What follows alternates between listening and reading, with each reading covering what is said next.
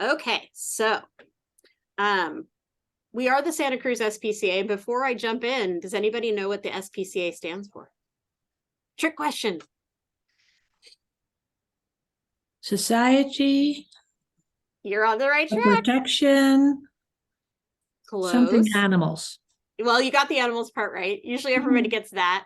It's the Society for the Prevention of Cruelty to Animals. Oh, And prevention there cruelty. are literally SPCAs and humane societies all over the country.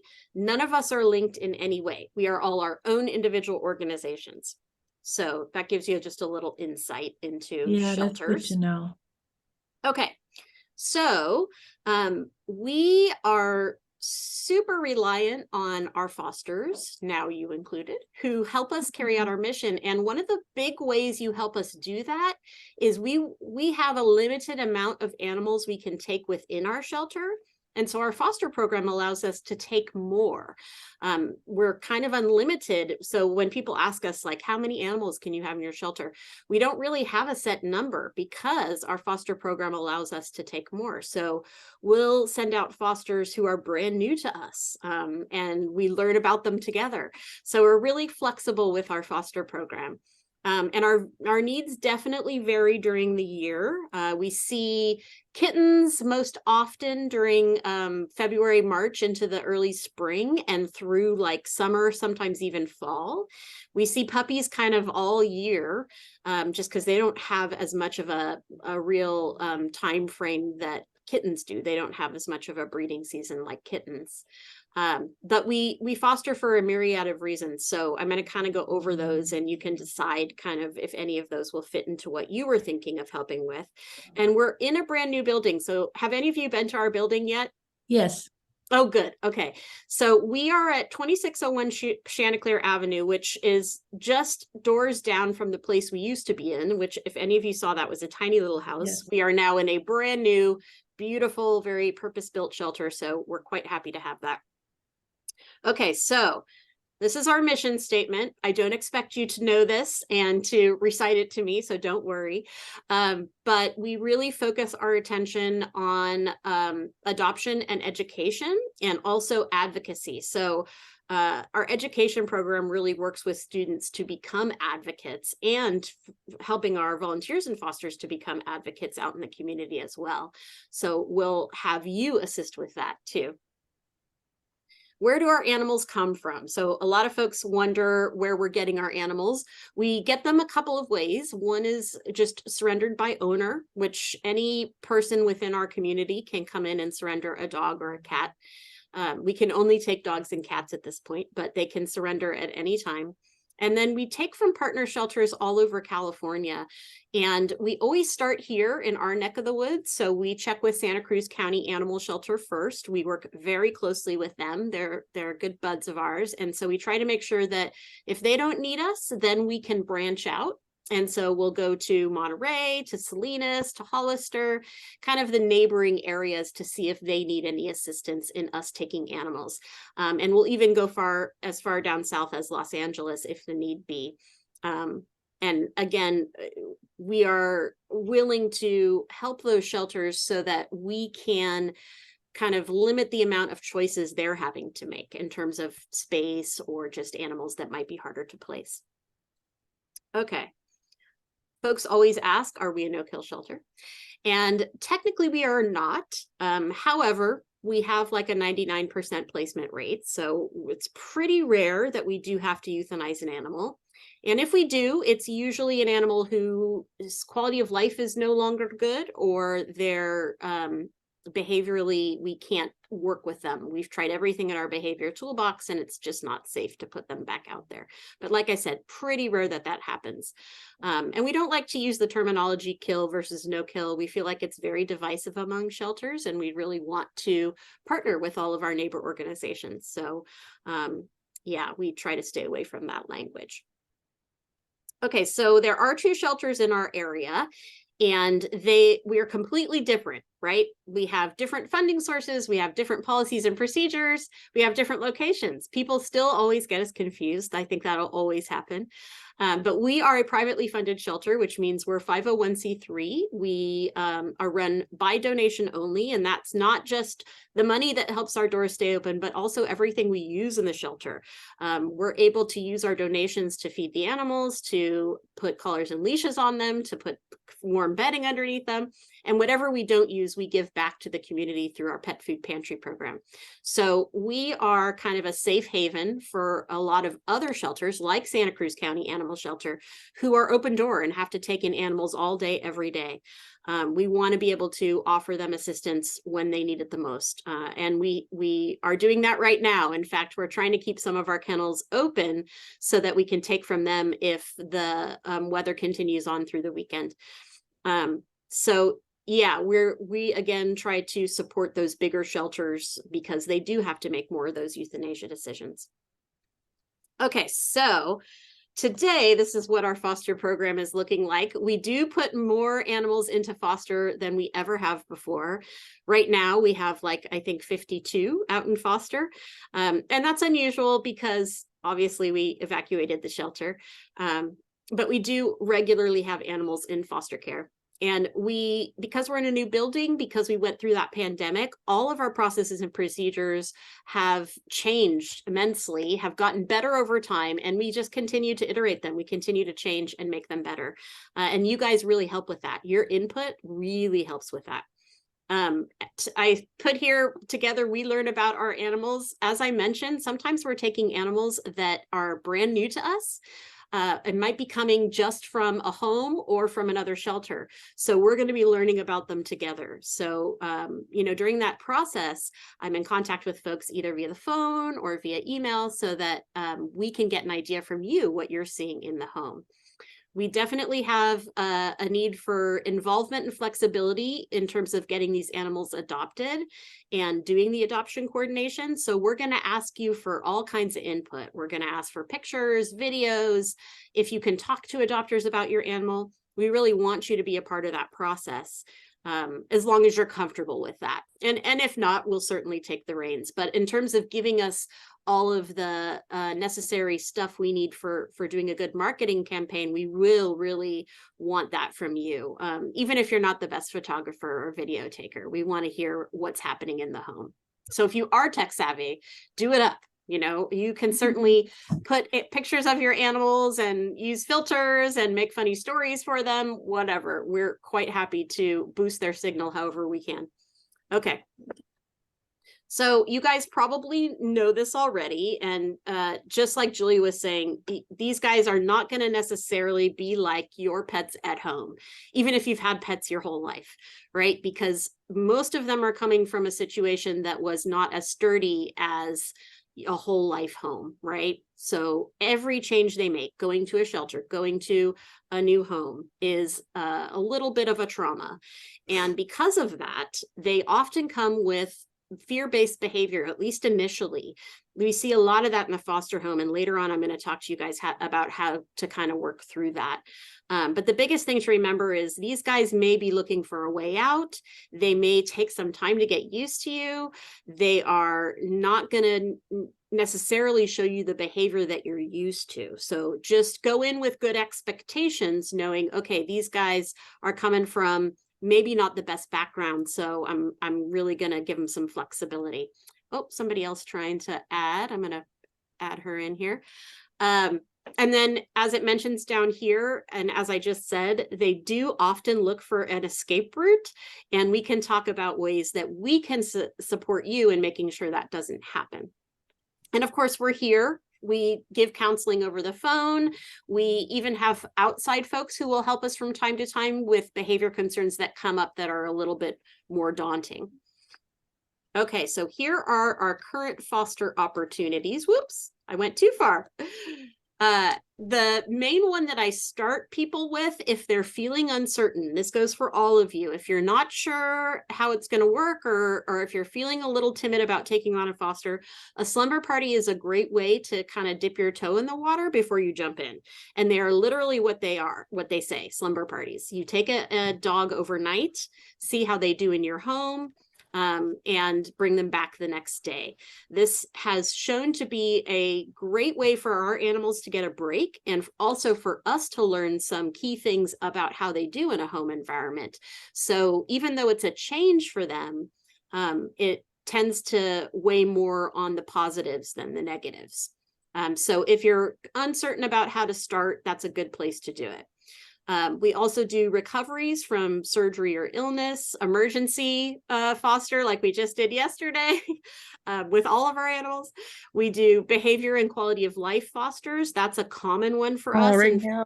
Okay. that's a real common one for us. When animals are too stressed in our environment, we would much rather get them in a home environment and give them a chance to decompress. And actually, we tend to get to know them better that way, because when they're so stressed here, we just don't get to see their personality much.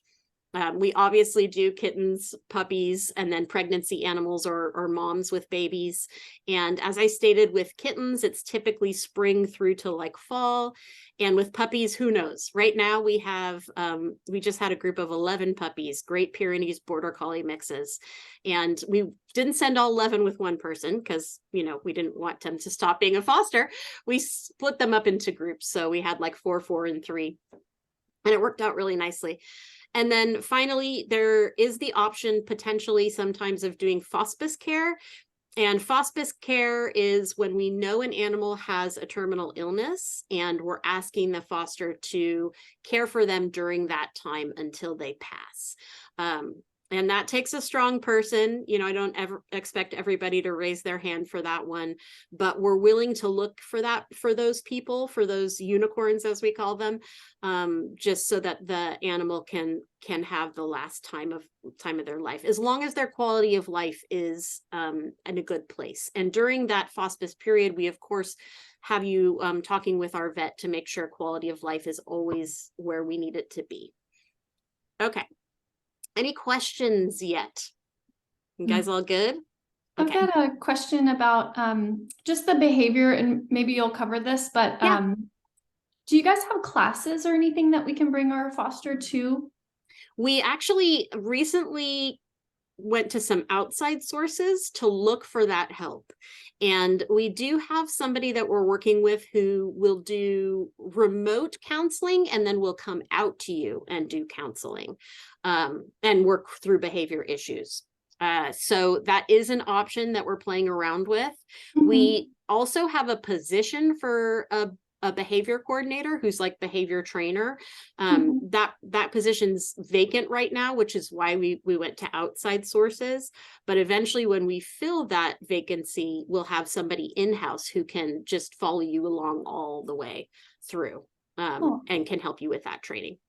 Okay. We'll try and do as much of it as we can with that outside help. But eventually our hope is to have somebody who's following fosters regularly when they're working with behavior issues. Okay, thank you. Yeah. Okay, some things to consider before fostering. You guys probably are already thinking about these things.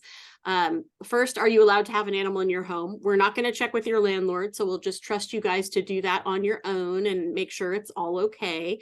Does everyone in the home agree with having a foster animal? You got to make sure that the folks you're living with are comfortable with it. Nobody has any allergies, nobody has any fear, and that they're on board so that you can commit to a certain foster time. And then, do you have adequate space in the home for your foster animal? We do get lots of big dogs, and we're always in need of big dog fosters. So if any of you are thinking of fostering dogs and might be open to that, we'd love to try and get one with you, because it's very hard for us to find big dog fosters because they're a lot. Right? They're a lot for anybody. And if you don't have a smaller home, then it makes it even tougher. And then, do you have the adequate amount of time? The time, yes, involves taking care of the animal, but the time can also involve things like picking up supplies, coming in for vet visits, meeting with potential adopters, things like that. So definitely factor that in so that your expectation takes all of those into play. And then if you have any vacations, weekends away, events planned, and you're taking a foster, let us know right away. It doesn't prohibit you from fostering. It actually just pushes me into gear to see, okay, this person can only have this animal for 2 weeks. I'm going to call somebody else and see if someone can take it from there. But just, as soon as you know of things, or if you have things planned ahead, let us know so that we can plan on it. And then the emotional aspect of the foster periods end. This is one of the reasons why we really want you guys involved in the adoption process, because it's hard to give up a foster, especially if it's a longer term foster, because you get so attached. And so being able to see and meet with people who might become that animal's forever family, I think really makes the difference. So, we encourage you to try and be as much of that process, be in as much of that process as you feel comfortable with. Okay, so what will you need? Really nothing except a place and time. Those are the main things that we ask of you. We're going to give you everything you need. We'll give you bedding, food and bowls. We'll give you litter boxes and scoops if you're taking a cat, poop and potty pads, poop bags, collar, leash, harness, treats. We'll send you with a crate if you're taking a dog, or if you're taking a cat and maybe a mom with kittens. And then we also send things like corrals or X-pens if you're taking a group, or if you need to keep the animal in a singular space. We also have baby gates that can achieve that as well. And then, of course, if they're being medicated for anything, we'll send that with you along with a medication sheet so you know when to give everything. Okay, animal proofing your home. I don't want to go into too much detail on this, but there's a couple things here I want to point out. If you've ever had an animal or a kid, you probably know a lot of these things already. But the main thing I want to point out here is that when those animals come to you, as I mentioned, a lot of times they can have some fear-based behavior, at least for the first week, if not longer, depending on the animal. And so what you want to do is kind of figure out where the hiding spaces are in the space you're going to have them, and block those off. Because the more the animal has to be in the presence of you or in the presence of people, the better, because eventually they're going to start to build a comfort. But if they're allowed to hide and never be around you, that's not going to happen. So it may be that you have to put things under your bed, or you may have to put rolled up towels behind your washer and dryer. I mean, they will get in anywhere. In fact, I had a foster who had a small hole in the bottom of her couch, and the cat that she took curled up inside the couch, and she thought it was gone for a day. And then finally we realized, no, it's in the couch. So make sure you check for spaces that could be hiding spaces. Or, if you're taking a cat, a lot of times, and you can do this with a dog too, we'll recommend that you put them in a smaller space or a closed off space, a single room, so that you can monitor it better. And then block off again the spaces that they're hiding. And as with dogs, you want to make sure that there is nowhere outside, like in your fencing, if you're going to allow them time to go in and out, that you make sure you check your fencing too, for holes, for places they can dig under, for anything they can push through. And we usually recommend, at least initially, that you take them out on leash just until you know that they're not going to be a huge flight risk. Okay, so getting your foster animal, I said those backwards, foster animal settled. We often call this like the shutdown period. And here it says the 2-week shutdown period, but really it varies. It could be a day, it could be a month. You never know with the particular animal how they're going to react to your environment. And one thing I want to say is, when that happens, don't take it personally, right? It's not you. This animal's been through a myriad of things, most of which we probably won't know a lot about. And so we just have to try and make it a comfortable enough situation for them so that they start to feel confident and start to trust you. So the things that help with that are what is listed below. You want to limit your human introductions to just the people in your home. Don't bring over a lot of unknown people if you're seeing any fear-based behavior. If you have an animal who's like happy-go-lucky and loves everyone, that might be different. But if it's any fear-based stuff, you want to limit human intros. Avoid going really far away from your home. Stay close by so that if the animal does happen to break away from you, they kind of get to know just that area and can find their way back. Don't take them on any long car rides, or take them to places where there's a lot of other people or other dogs if you have a dog. Because again, we don't know how those animals are going to react to the foster, and likewise. And it can be really stressful if they're a little bit fearful. Crate them inside when unsupervised, or keep them in one room. If it's a cat, you don't have to crate them, but you can keep them in one room. That way you limit any potential destruction that might happen. And then keep your dogs leashed. As I mentioned, at least initially, keeping them leashed, even in the yard, can be a good thing until you know that they're not a flight risk. Once you're okay with them being loose in your yard without your supervision, then you can move to that. But you want to, like the first time you let them off leash, you want to watch their behavior. Are they pacing the fence? Are they trying to jump up and see if there's a shorter spot they can get over? Just watch their behavior and try and figure out if they're going to be okay in a space unsupervised. Keep all your handling really basic and as positive as possible. So, you know, again, like I mentioned before, these are not going to be like the animals you've had all your life. So don't try to, you know, give them a bath. Don't try to snuggle them up real close, at least right away, until you know that they're comfortable with you and they're through that transition period. I know it's hard though. We all want to just give them love and make them feel better, but animals react differently. All of them. I've been surprised by animal behavior, even though I've been doing this for 25 years. So it's never the same. So just take your time. And then when they're inside alone, we usually ask that you provide something that will block the outside noise. So that could be music, it could be a TV, anything that's white noise, because if they're nervous or scared or have a little separation anxiety, they're going to just jump up or bark or freak out at every little sound they hear. And that just increases that stress level. So if you can provide something that blocks out that outside noise, that's really helpful.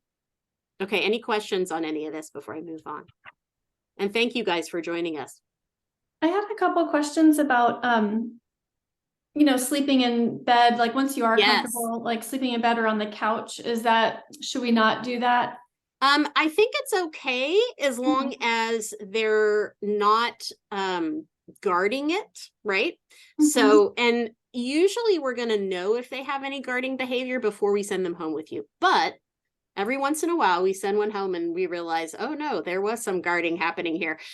So if you notice any of that, where they're not responding to you asking them to get off, or they are reacting when you move or move closer to them while they're on your bed, then I would say, okay, we need to switch to something else. And I would probably at that point either have them sleeping in a crate or in a separate area just for nighttime. Does that make sense?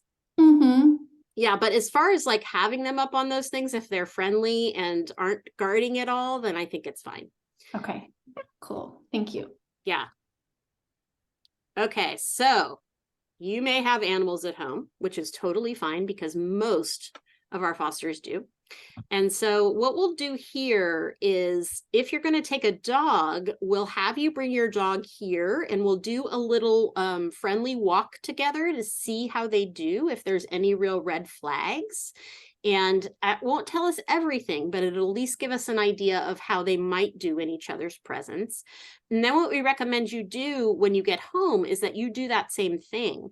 So don't just let them come right in your home together, right?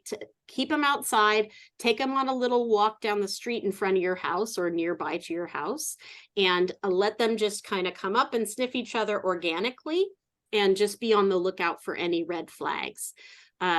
It's usually best if they're allowed to naturally meet up rather than, of course, being forced to do so. And you really need to keep a good watch on your own behavior at the other end of the leash, because when we pull that leash taut, you know, a lot of times we'll react that way just because we're worried that the dog might do something we don't want it to.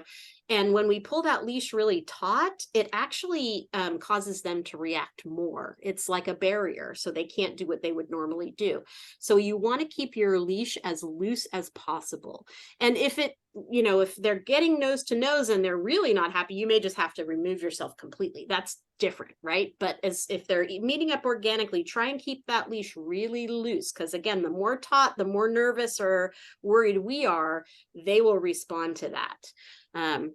And then, of course, once you know it's okay and you want to let them in the space together, just always keep an eye on behavior and how they're doing, and take a little temperature of, are they still getting along? Is there anything that's causing a problem? And, you know, never leave them alone together until you're absolutely sure that they get along okay, because it could just be one thing, one little thing. Maybe it's a treat that falls on the floor or something that causes them to get into a tussle. So it may just take you some time to see how their behavior develops and how their relationship develops. As for dog to cat and cat to cat, that can be a little bit trickier. With dogs, what I usually recommend is that you share scents first. So anything that the cat has been on, anything that the dog has been on, you can switch those, give the dog's bed or dog smelling stuff to the cat and cat smelling stuff to the dog, and kind of give them some time to get used to the smells before they actually see each other. Another good progression of this is to have them eating a bowl of like really high value, yummy food on either side of a closed door so that they can smell each other and maybe even hear each other, but can't see one another. And then they're getting that really good treaty type food, and they're getting a positive reinforcement for being close, right? And not reacting. And then lastly, when you do let them meet with a dog and a cat, what I would usually do is try and create some sort of barrier for the dog so that the cat can kind of mill around and you can see what the dog's initial reaction is. So like a baby gate or a pen, and see what the dog's initial reaction is to seeing that cat in the open space. That way, if it looks like the dog's going to be wanting to go after, you can stop that before it happens. Because, you know, once that happens, it's like, it's all over. You don't want your foster dog chasing your cat. And for cats, really, it's all about the same things. Scent change, you know, let them kind of go up and have the food on either side, and then let them go face to face, but always supervised, right? So that you can step in if you need to. Any questions about any of this? Okay. And please, you know, if you run into problems with doing intros or you're not sure about something, just call us and, you know, we'll walk it through together based on your individual situation. Okay, preventing escapes. As I mentioned, a lot of our foster animals will try to escape, and it's just their nature, right? That's probably why they ended up in a shelter in the first place, unfortunately. And so you want to block those escapes. And for cats, really the only way you do that is to have them indoor only. So we do ask that all of our foster cats are indoor only. And you really have to be careful with that too, because if you have open windows that you like to leave ajar, cats can even get through those and even break through a screen to get out. So just make sure that everything's nice and secure and that the cat doesn't have an easy exit like that, because we have had foster kitties get out that way.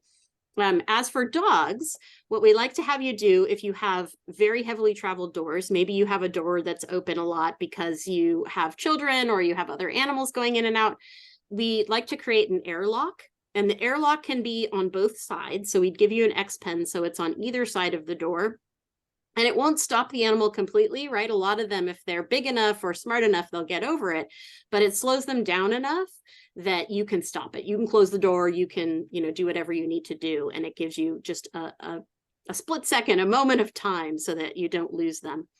So create that X pen airlock if we're worried about a flight risk dog.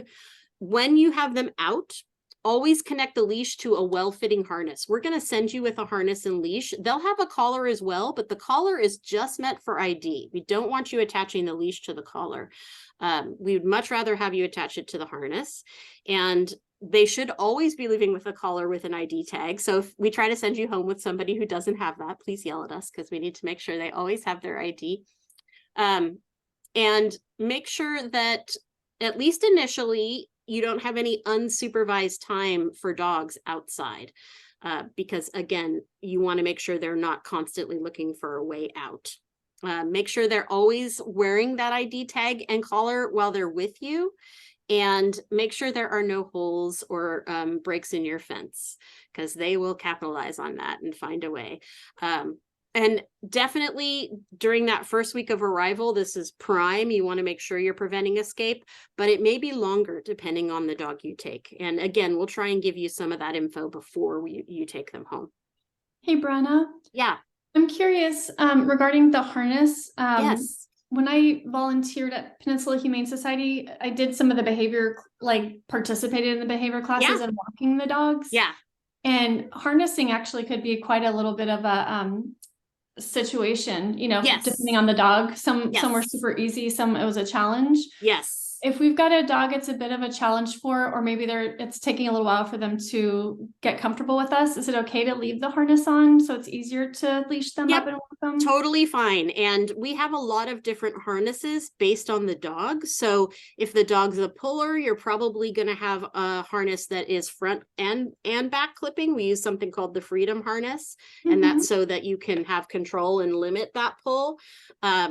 If we do a lot of cloth collars or cloth harnesses for the smaller dogs if they're not pullers. And so it's okay to leave those on as long as they are not trying to chew it. Okay. That's the only time we take it off here is, you know, like we don't want them chewing them up while they're in their kennel. But as long as they're not doing that, it's fine to leave it on. Okay. Thank you. Yeah. Okay, so I'm going to go into a little bit of basic care for both dogs and cats, and then I'll give the care first, and then we'll talk about some of the common things we see or hear from fosters, right? So care of juvenile adult cats. First, let me ask you guys, are any of you going to foster cats versus dogs? Who's going to foster cats? Okay, good. Oh, so we have some cat people. Yeah, and all right. And dogs? All right. Okay, good. That gives, okay. So I'm going to go over both. So care of juvenile and adult cats.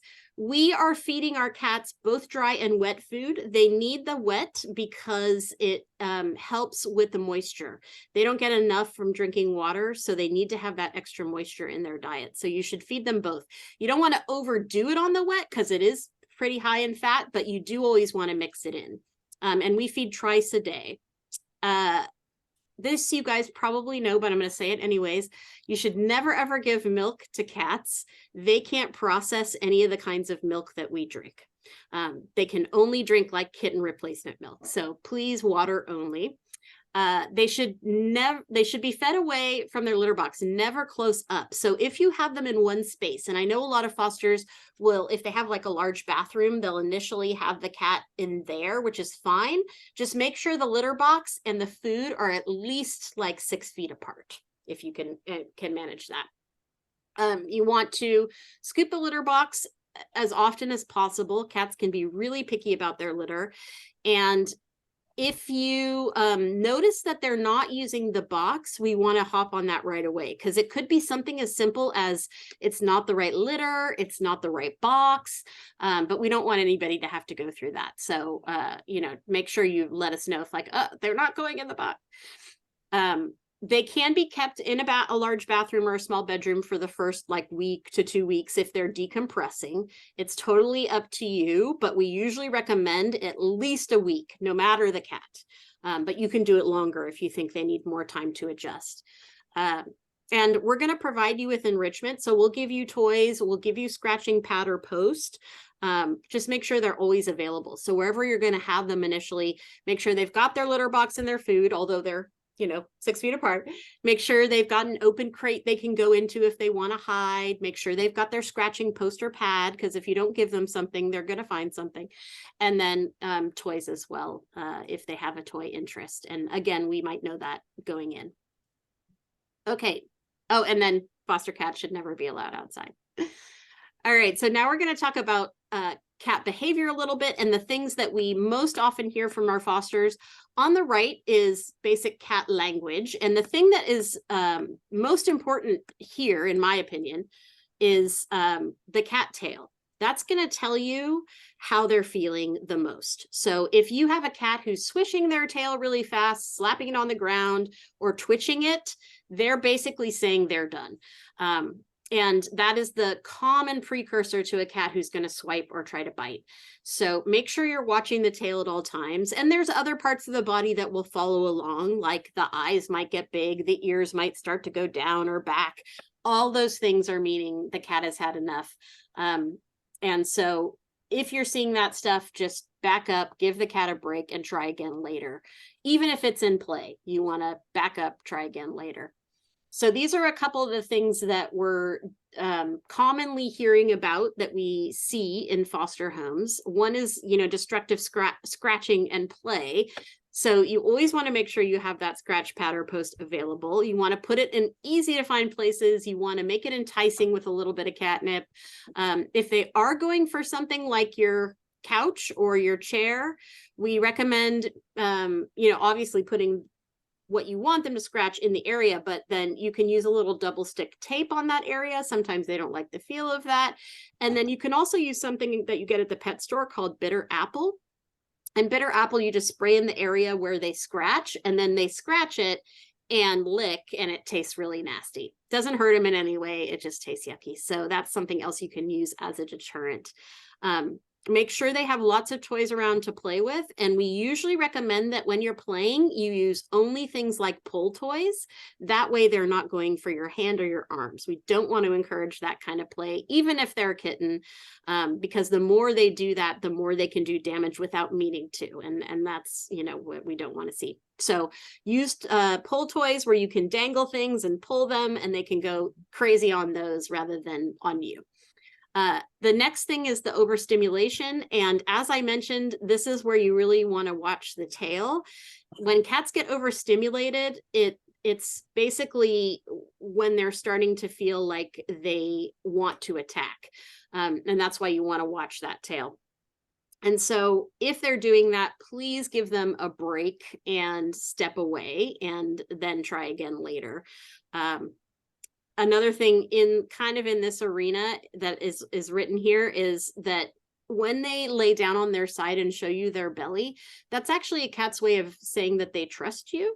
So if you touch them on the belly, it's a little bit of an abuse of that trust. So instead, what you want to do is you want to scritch them on the face or on the head, and then they're usually fine. You can even give them a little scritch along the back as long as their tail's not twitchy.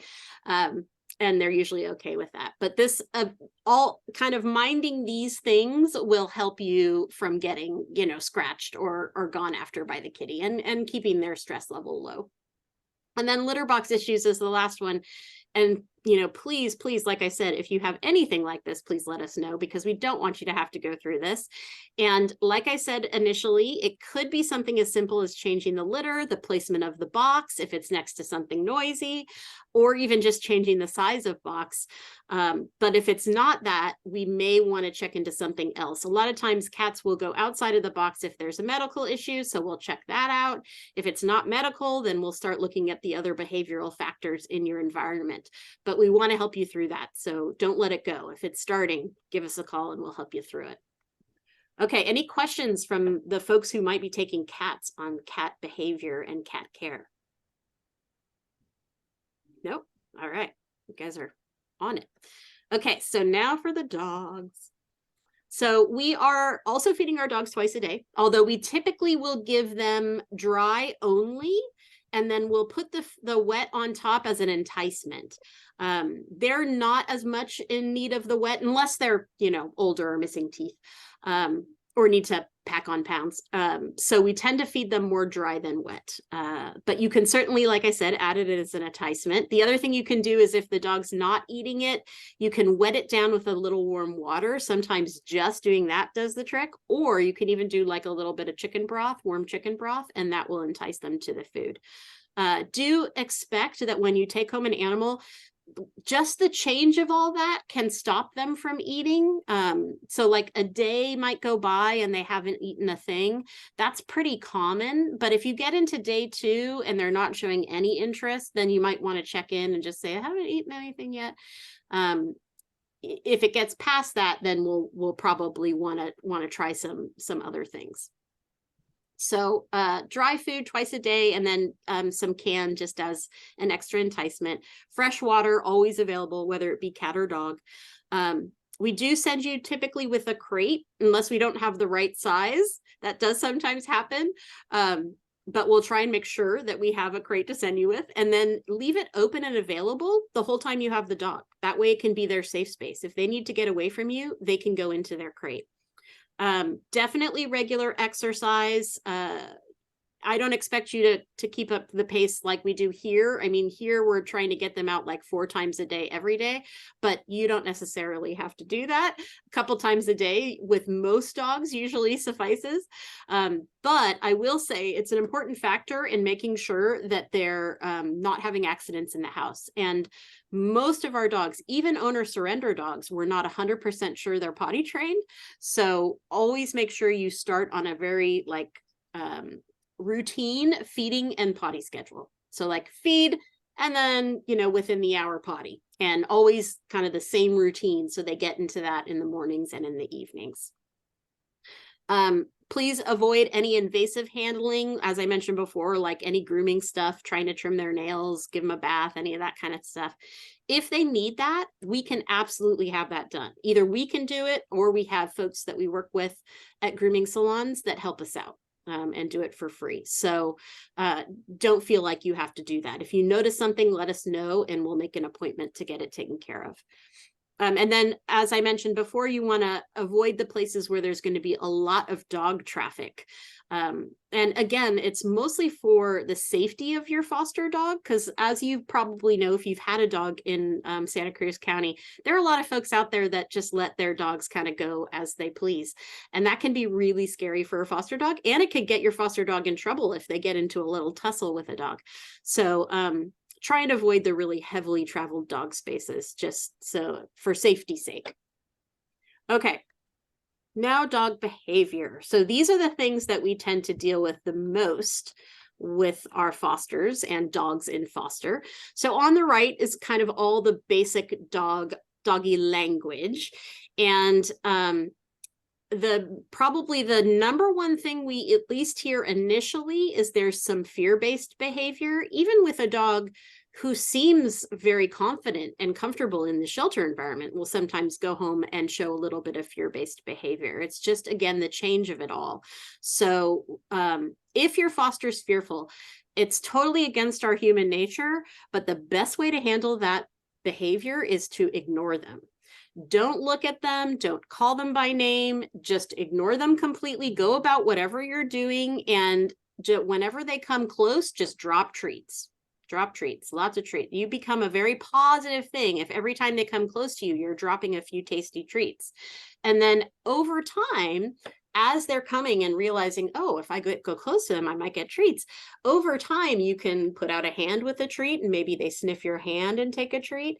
And then you do that a few times. And then eventually you might be able to see if you can try and touch while they're eating their treat. One other thing to remember when you're meeting dogs and touching them for the first time, you don't ever want to go over their head.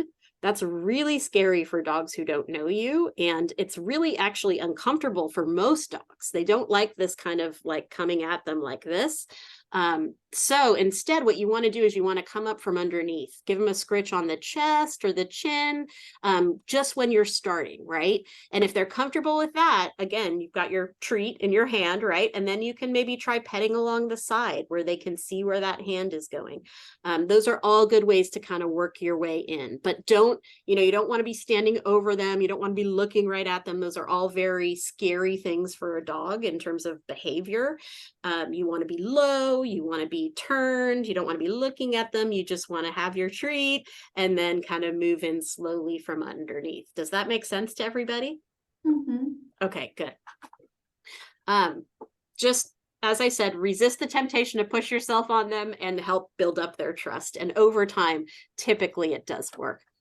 As far as separation anxiety and general anxiety, we will often, again, know this before we send them with you. So what we're going to try and provide you with is as much of the tools as you can use to deal with that separation anxiety. And oftentimes it's figuring out where that anxiety is stemming from.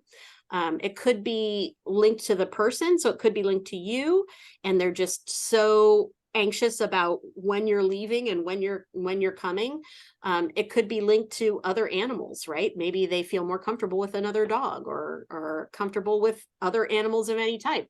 So we're going to try and make sure you have lots of tools at your disposal, and making sure that we teach you how to make your routine a little less routine, right? Because that's what they're keying into. They know, like, oh, when this person puts on their coat and gets their keys and goes to the door, they're going to leave. And that's when they start to freak out, right? So we want you to start by leaving for short periods of time and then slowly building on that, right? And paying them, giving them lots of reinforcement for staying calm and not going into separation anxiety dog mode, where they're barking and jumping and lunging at the door and, freaking out. So it does take a little bit more time and effort on your part. But most of the time, the separation anxiety we see is not so severe that you can't ever leave, right? I think, Julie, it sounds like you were dealing with kind of a tough situation, but most of the time we're not seeing it to that level. Okay, and then resource guarding. Resource guarding can be you, or it could be things that are part of their repertoire, like their toys or their bed or the couch, So first things first, please don't ever try to take anything from our foster dog's mouth. That's the quickest way to get bit, and not even for the dog meaning to. A lot of times it happens as an accident, right? Because they're trying to grab it back. So don't take anything out of their mouth. If they have something that you're figuring out they're trying to guard, like maybe it's their rope toy or it's a Kong, we usually do trades here. So what we do is we find something really tasty that they'll like maybe a little chicken, and then we'll put that over here, wait for them to go for that and drop whatever they have, and then take it away. And then from there on out, we're not going to have a rope toy or a Kong near that dog, right? Unless they're in a closed environment, and then we just leave them be to enjoy whatever treat it is. So that's how you would work in dealing with the things where they're resource guarding things. And then as far as resource guarding you, one of the things that a lot of fosters like to do, especially with our smaller dogs, is they like to have them close or even carry them. That actually can increase that resource guarding of you. So what we usually recommend is that you keep your foster dog all four paws on the floor most of the time. Of course, if they're, not showing any guarding behavior of any kind, they can come and sit on the couch and hang out and lounge and do all the normal dog stuff. But if they are resource guarding somebody like you always want to have four on the floor. And if they jump up next to you and, lunge at whoever's sitting next to you on the couch, you want to make sure you put them down, don't allow them to continue the behavior, and then ignore them. Right? And same thing, if they're in your arms and suddenly they're barking at the person coming up to you, put them down, ignore for, a couple minutes, and then make sure you're not just reinforcing the behavior. Does that make sense? Yeah. Okay. And then lastly, potty issues. Really, it just comes down to how well they're going to be potty trained. And like I said, this is always a question mark. If you can, at least initially, what we often will recommend is, if you're going to be home, put the dog on what we call long line. And we have those. They're just a longer version of a leash. And it allows them to move and do what they need to do and check things out, but not get so far away from you that they're in another room, leaving you a present, behind the couch or whatever. It also, when they're pulling on it a lot, you kind of get the idea, okay, something's going on. Maybe they need to go out.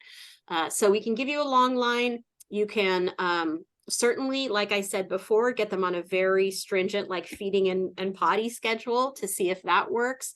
If they're not potty trained, they're bound to have some accidents, but we will always send you with potty pads if we think that they're needed, and try and help you out in that way. And then again, just about getting them on a very strict feeding and potty schedule. And then when they are pottying where you want them to potty, lots of praise. It can be just verbal praise, good dog. It can be pets and love. It can be treats. Any of those are good praise for when they're doing it where you want them to be doing it.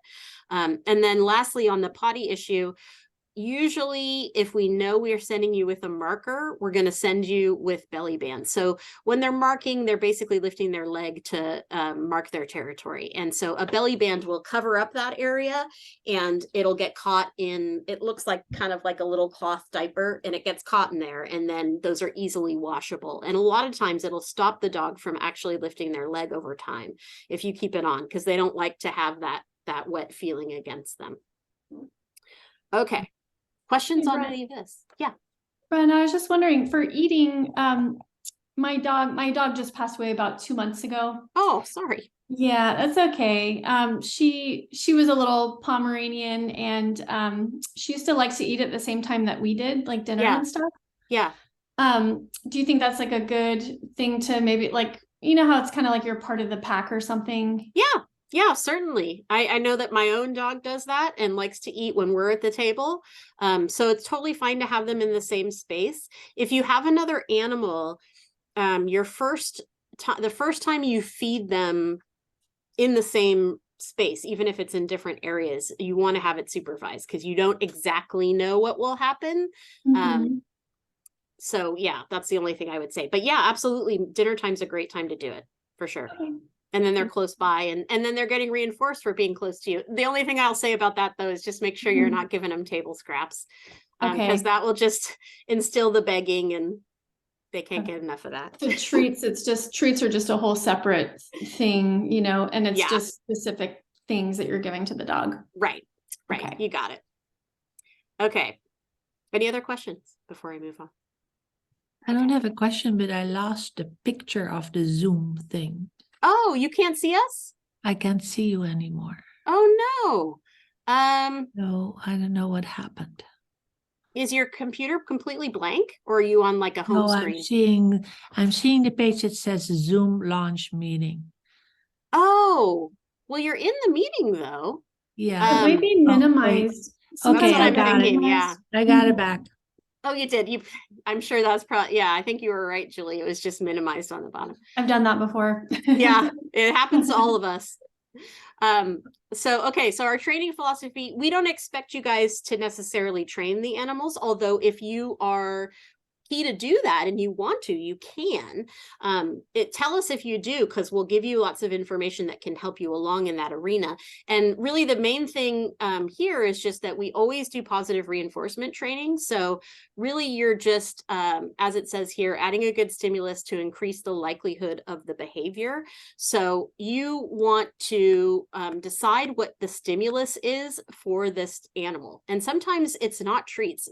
Most of the time it's treats, but sometimes it's praise. Sometimes it's being close to you. Sometimes it's their favorite toy. So you just want to over time figure out what that stimulus is, and then always reward the good behavior. And as for the bad behavior, you can basically ignore it. You know, if a dog is jumping up, what we do here is we turn, and we might do a no and turn, but that's about it. And then we wait until they give us the good behavior and we reward that.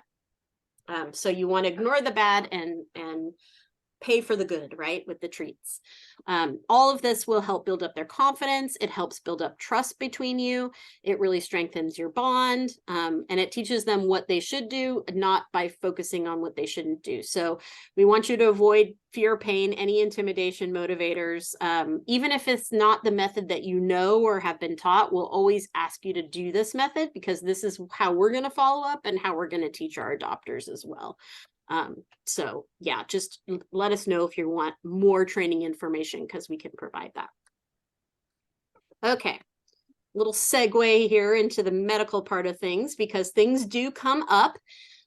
These are the most common things that you're going to see with your foster animals. We give them preventatives before they go with you. Even if they're new to us, they most likely will have preventatives. So they'll have flea, they'll have worming medication, they'll have vaccines, some of them will have tests. And so that stuff will be done, but they're coming maybe from another shelter or have made a couple of changeovers in who they're staying with. That can really lead to upper respiratory infection, which is what we call kennel cough for dogs, or upper respiratory for cats. And it's basically the cat or dog version of a cold. most of the time, even if they have it, they don't often give it to your own animals because most animals are, you know, healthy and vaccinated and don't ever get this kind of stuff. But upper respiratory is just what it says. It's basically a virus, which means you can support them, make sure they can breathe, make sure that, you know, they can eat their food. And only when it becomes really bad, like when you get green boogers and you hear, you know, a rattly chest, then it can become bacterial, and then we'll treat it with antibiotics. But before that, usually we'll just ask you to do supportive care and make sure that they can breathe okay. Diarrhea is going to be something you're going to see probably no matter what animal you take. Anytime an animal makes that change, it usually causes a bout of diarrhea or loose stool. So expect it for the first couple of days. But if it goes 3 or 4 days and it's not stopping, then please let us know, because that could be a parasitic infection that we can easily treat. And then lastly, fleas and worms, they really go hand in hand. The worms are actually a function of them eating the flea eggs off their fur. So, you know, we try to give them those preventatives before they go, but sometimes they don't take as good effect. So, you know, if you're still seeing that, let us know and we can do another round. Okay. And then these are some of the more scary things that might come up. And after today, I'm going to be sending you some welcome information along with our manual. And the manual has all this plus a little bit more, but it has in the front all the contact info. So it has my emergency contact number. If anything comes up, the emergency, day or night, you can always call me. The things that have this red veterinary emergency next to them, if those things come up, you might have to head to the vet without being able to call me, which is totally fine. Just get to the vet and then call me. The 2 vets that you would most likely be working with during the day, we work with Chanticleer Vet Hospital, which is like 2 doors down from us, and Animal Hospital of Soquel, which is on Soquel Avenue. And then at night, the only 24-hour pet emergency center is the Santa Cruz Pacific Vet Hospital on Soquel over by the Silver Spur. And they work with us all the time. So, you know, you only need to take an animal in and say, this is a foster animal for the SPCA. They know how to get in contact with us so that we can make decisions about treatment and care. You might have to stay to be able to take the animal home and get the treatment plan, but we will make all the decisions about what needs to happen for the animal. And, you know, certainly, like I said, if the animal's suffering from any of these, like labored breathing, broken limbs, or trauma, you're going to have to go probably without making a phone call first, which is fine. So just, you know, do what is best for the animal in that moment, and then try and get in touch with us. And then these other things, just be on the lookout for. And the things that aren't listed as like a veterinary emergency, call me and we'll talk through it and try and decide what the next step is.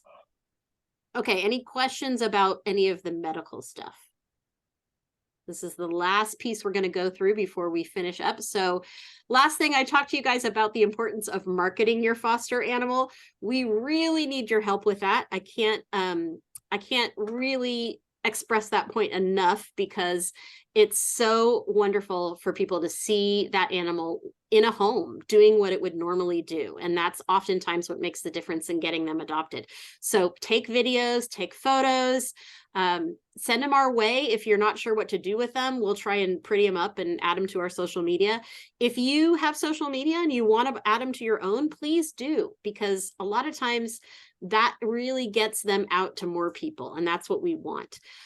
So don't be afraid to use, you know, Facebook or Instagram or even Nextdoor to get out the word about a foster animal. We may want you to be in contact with potential adopters. That could be via phone or even a Zoom, or maybe in person at the shelter. But again, as long as you're comfortable with that. And we do ask you to be really flexible about bringing in the animal for meet and greets. So our customer care team is really on it about setting up potential adoption meet and greets, and they'll contact you and the person and try and find times that will work for both of you. But, you know, obviously we want to do it in a timely manner. Okay. here's a few tips for good foster photos. This is one of the hardest things to do. We do it all the time here, and it's pretty hilarious. You should see some of our outtakes because it's hard to get a moving animal. But a couple things to remember. Keep them bright and in focus, much like the picture at the top. We always used to use like a one color background, and something light like white here really helps. It really makes the animals kind of jump off the page. So if you can kind of cut off all the things on the sides, really focus in on the animal, and of course get them in their favorite pose, right? Or with their favorite toy, or doing their favorite thing, or get a video doing their favorite play. All of those things really help show off their personality. But make sure they are in focus. Try not to send us blurry things, and make sure that they look happy and friendly, right? Like their normal selves. Okay, and then a few social media things. So if you are going to post on social media, we use Facebook, Instagram. We don't use Twitter as much anymore, but we are using a lot more Nextdoor, and we do upload things to YouTube all the time. So all of these things are things that you could use as well. And what we recommend is that you try and tell the folks who are interested what a day in the life is like for this animal. What is their, favorite sleeping spot? What is their favorite game to play? If they were a cruise ship director, what would their job be? What would their job be on the cruise ship? Just like trying to make them funny and accessible really makes a difference. And then, of course, telling people what you know about them, because you really know them best if you've had them in foster. And then if you are putting them on Facebook or Instagram, using those hashtags helps a bit too to get them out there. Okay, now to the last piece, returning your foster animal, and then a few frequently asked questions. When we have you come in, whether it be to return an animal, to pick up an animal, to come get supplies, all of those things get scheduled, because it may not be me who's helping you. It might be one of my coworkers. So we really rely on getting time so we can add them to the calendar and everyone's aware that when you return your foster animal, we're going to ask you to bring everything back with you that you haven't used, because we'll certainly use that with the next foster person. If you want to send us any photos or write-ups about the animal after the fact, we will absolutely use those. So that's perfectly okay. And then if you want to check in on them, you can absolutely do that too. We tend to let you know anyways, just because we like to let you know when there's a good success story. But if you want to keep checking in on what the status is, you can. If you are aware of anyone interested, including yourself, let us know as soon as you can, because we want to get that ball rolling. Our customer care team is working on adoption applications every day, and we don't always know who's in the process of being adopted, or I don't always know that. So you need to make me aware if you know somebody who is interested, and we'll start it out.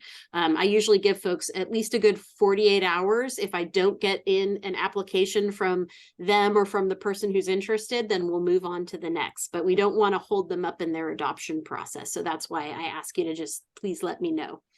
Okay. So these are some of the regularly frequently asked questions that we get, and then you may still have some questions that you want to ask as well. So first one, how long will you need to care for them? Actually, it varies totally. You can see my little notes about COVID-19 here. Those were some very long-term fosters for obvious reasons. So none of us could be really in the shelter. We aren't dealing with that as much until yesterday when we had to send everybody out to foster because we got evacuated, but that doesn't happen as often. However, if you are taking an animal for a stress-related thing, they're stressed here or they're showing a stress behavior, then you can expect that it'll be a longer term foster, because we don't want to have them come back here. So it really varies. It's up to you ultimately what you take. We're not going to ever force you to take anybody, but we really want you to let us know your limits. And when you filled out your foster application, I always look at that information so I can match people up. Can you take the foster animal away from the home?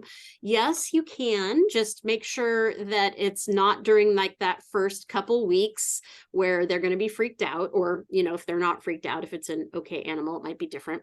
Don't take them around heavily dog traveled places just for safety's sake.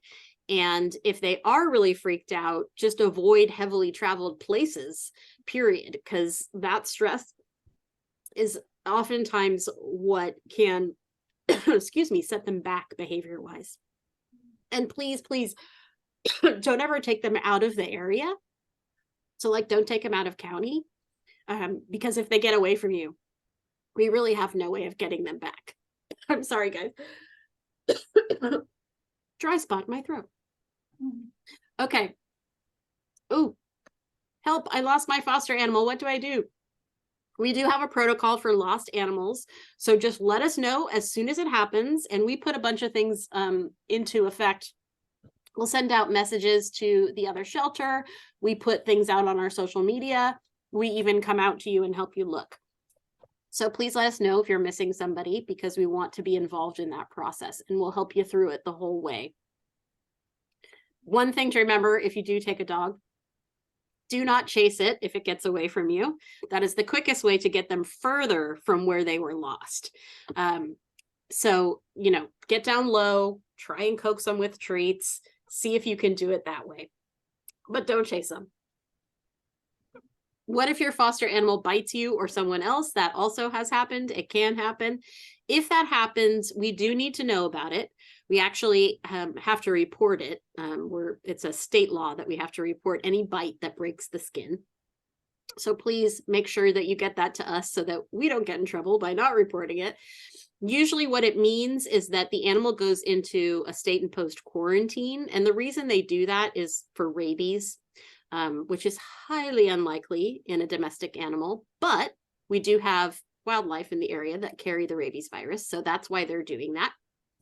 And usually after a bite has occurred, if it was behaviorally, if it was because of the animal's behavior, we'll talk with you about how to mitigate and work through that. Or if it was because of a person's fault, we'll just have the animal back up for adoption. And then lastly, if you can't complete your foster care commitment for whatever reason, that is totally okay. If something comes up and you have to bring the animal back, please let me know. Don't feel bad. It happens. And like I said at the beginning, if you know of things that are coming up, let me know ahead of time and I'll just be on the lookout. And that way I know to plan, hey, I might have to find another foster for this person. Yes. So what is the normal commitment? Is it until the animal gets adopted? For some of those stress cases, yes. Typically till the animal gets adopted. But for some of the others, like if it's an illness or an injury, you typically have a set time frame. And for like puppies and kittens, the longest you would do typically with them is 8 to 9 weeks. But slumber parties are just what they are, single nights or sometimes 2 nights. And a lot of times we will do stress-related fosters, even for shorter spurts, if we can't find a full long-term foster. So don't be afraid to ask, like, hey, I could take so-and-so out for, 2 weeks, but then I can't do any longer than that. You can still put it out there and we might go through a couple different fosters. I would rather have them in a home environment than going through the stress that they do every day here. Because a lot of times that stress will build over time and then they'll start showing behaviors that they weren't showing before and that really limit their adoption ability and just lead to their breakdown mentally. So we really try to guard against that if we can. Yeah, so I know, for instance, I'm going away for a week at the end of February. Yeah. So how would that work then? So if you have a long-term foster and you're taking a vacation, we usually take them back and then you can pick them up when it's done. Okay. Or we can have another foster take them. If you wanted to end your foster period, then we can have another foster come at that time. Yeah, that's not a problem. Okay. Oh, I forgot my last frequently asked question. Can I adopt one of my foster animals at the end of the foster period? Yes, you can. We would ask that you maybe wait a little while just so we don't lose you as foster. But yes, of course, I know a lot of times people call that a foster fail, but really it's a foster success. Just a reminder though, if you are going to adopt, make sure you let me know as soon as possible so that we can start down that road and you don't lose your chance. Okay. So after today, I'm going to send you the manual and some quick little snippet behavior videos with information on things that you might experience with shelter animals, and then further tips for marketing. If you're worried about your marketing skills, that will surely help. We are moving you from applicant to active in our volunteer database, which means you're going to start getting emails from me. And I typically send out my foster pleas like every other week, somewhere's around there. Sometimes a longer gap, but on average, every other week. And then if you want to do a slumber party, those are a little bit more freewheeling in terms of the need. So you could call me up and say, hey, do you have anybody who needs a slumber party? And then I could hook you up with somebody if you're kind of wanting to start out that way. Recognize that we may not have the right foster mix for you just right away. So there may be a gap before you actually take a foster animal. But, you know, we're getting them all the time. So I'm sure there will be an opportunity. And then make sure that anytime that you need to do something, pick up supplies, come in for a meet and greet, that you're calling to make an appointment. Don't just show up, because we always want to make sure that we're available and can assist you and you don't have to wait. So I'm going to be sending you those pleas. You're also going to be getting we do a weekly update here to all volunteers, including fosters. And so you're going to get my weekly updates. It will tell you what's going on at the shelter, what events are coming up, who's at the shelter, who's out in foster, who got adopted. I do those every week. So you'll get those as well. That really gives you kind of a snapshot of what's going on at the shelter. And again, my foster pleas will come, you know, like I said, about every other week. But you guys are all set. You can contact me via this email here. And do you have any questions after that? Yes. Oh, I think you're, it doesn't look like you're on mute, but you might be. I can't hear you.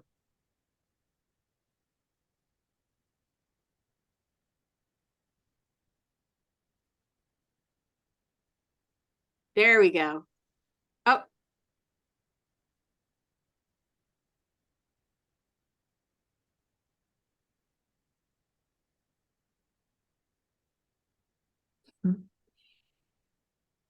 Hold on just a sec, guys. Anybody else have a question while we're waiting?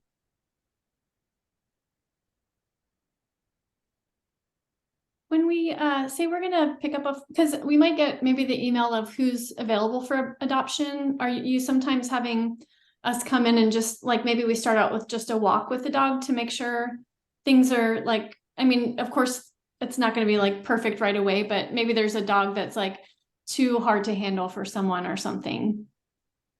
So like maybe a large, because I would be open to a large dog, but I guess that's part of like the personality of the dog. If they're really high energy, I'm not going to have the energy to keep up with them kind of thing, versus like a pretty chill, bigger dog, or, right. You know, right.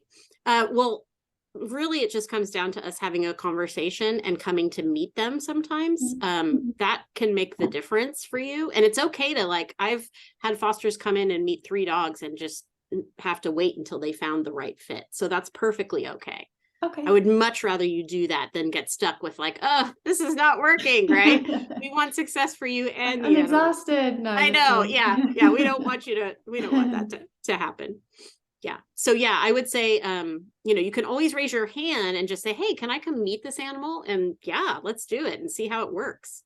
Okay, cool. Yeah. I've even had people say, you know, I'll take that animal, and then they come and the animal looked different in the picture and they're like, oh, that animal's too big or won't fit in my house or whatever, you know, so it happens.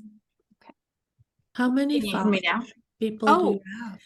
Oh, well, I'm sorry. Let me jump just to Becky real quick. Is that okay, Katharina? yeah. Did I say that right? Yes. Is it Katarina? Okay. Yes, you did. Okay. Can you hear me now? Yes, I can, Becky. Oh, Go okay. ahead. Yeah. Sorry, I was late trying to get this working. Oh, that's okay. Covered. But yeah, my question revolved around how we would get notified. And it looks like every couple weeks you send an email out with what you need, and then Yep. we look and see, okay, what fits what we can do. And then, Exactly. okay. Yeah, And then that's also, I have a lot of medical issues that kind of okay. ebb and flow. So Okay. I want to be active, but then if I have like, okay, I have a surgery coming up and a couple months recovery, so I want to kind of like to let you know, like, okay, I won't be available, but I still want to be an active participant. It's not like Yes. I'm going to ghost you for 2 months. So I was just wondering, like, is that possible to be active, but yet have Yes. maybe periods of chunks of time where it's impossible to help. But then, Yeah, I mean, no. I just want to do cats for me. I have a dog and that's my only dog. I'm gonna- Okay. Okay. But so it would just be for kitty cats. Okay. Yes, that's perfectly fine. In fact, I keep my foster folks on the books for a full year before I would let anybody go. Like if somebody hasn't contacted me in a year's time and I email them and they still don't contact me, then I'll take them out as active. But otherwise you're on the list. Because I know it takes time, to get a foster into people's homes that fits what they're looking for. I will say though, the one thing that we can't do for cats that we do for dogs, we do the slumber parties typically for dogs. That doesn't work so easily with the cats. We don't do slumber parties for them just because it's too stressful. But we do send out a lot of cat fosters. So, you won't be missing out on any. And the other question, if there are any times where you get a cat or any animal, but that needs a foster, but you really don't want to wait for the 2 weeks, like it's a medical issue and you're like, hey, we'd really like to get this cat into a home. Do you ever then like call, like if I'm listed as possibly doing a medical recovery for a cat, would you be like, oh, I don't want to wait for our 2 weeks and then see a response? If Yeah. she's available now, like, so do you ever like send an email out or a call for if we're listed as a certain level? Yes. Since I was Yes. gonna I do. try and do- I do send out individuals sometimes. And a lot of times how that works is that I'll send out a plea for, a small dog, and then 5 people will respond immediately. And so I'll try and fit into those 5 people, whichever one kind of fits what the dog needs. And then the other 4 will be the first people I'll contact the next time I have a small dog. So like I try to kind of move everybody as needed. And then, like you said, there are some fosters I know specifically take this type of animal, and I will reach out to them directly. And you guys can call or email and just say, hey, I really want this type. Will you let me know? Like, you can do that anytime, and it gets it fresh in my brain. Like, okay, that person said they can take this, then I don't have to do a full plea. So yeah, I do that from time to time. Yeah. Okay, thank you. Yeah. And This one's just a random question, but Yeah. it's a 2-level home that I'm in, so there's stairs. yeah, And my Pomeranian, when she was younger, she was able to go up and down stairs, and we've got the little like traction things. But as she Yes. got older, I had to. She was 15. I'd have to carry her up on her little dog bed and back Yes. down again. Do you have Yes. any safety rules about stairs, or just kind of based on each different case? It's how it should- based case by case. Okay. And we will tell you if we have a situation where that won't work for a dog. For example, we have a dog right now, Monica, who was doing fabulous in her foster home, but then started kind of limping a little bit. And we think she got maybe just a little irritation in her meniscus behind her knee. And Mhm. that foster ended up bringing her back because she had 48 stairs just to get up to her Oh. house. Oh God. And so she came and talked with us, and we're like, look, this is the risk, do you think it's and she made the call, like, I don't think she should stay with me, because this will be too much for her. Mhm. So there are, it's really case by case, but we would Okay. try and look based on those things, try and fit you based on those things. Okay. Katerina, you never got to ask your other question, did you? Yeah, but I forgot what it was. Mhm. Sorry. That's okay. It sounded like you were going to ask how many animals are in foster right now. Is that what you Oh, said? I was going to ask you how many foster people you have, right? Oh gosh, we have right now we have about 120, but they're not all active at any, they're not all active right now.